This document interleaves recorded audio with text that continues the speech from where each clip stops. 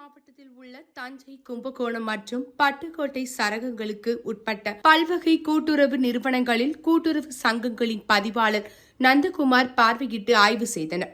இந்த ஆய்வின் போது கூட்டுறவு சங்கங்களின் தஞ்சை மண்டல இணை பதிவாளர் தமிழ்நங்கை, கூட்டுறவு விற்பனை இணைய இணை பதிவாளர் மேலாண்மை இயக்குநர் ஆனந்தி, மத்திய கூட்டுறவு வங்கி இணை பதிவாளரும் மேலாண்மை இயக்குநருமான பெரியசாமி, கும்பகோணம் மத்திய கூட்டுறவு வங்கி இணை பதிவாளரும் மேலாண்மை இயக்குநருமான முத்துக்குமார், தஞ்சை சரக துணை பதிவாளர் பினா சாந்தினி, கும்பகோணம் சரக துணை பதிவாளர் பாலமுருகன், தஞ்சை பொது விநியோக திட்ட துணை பதிவாளர் லேகா,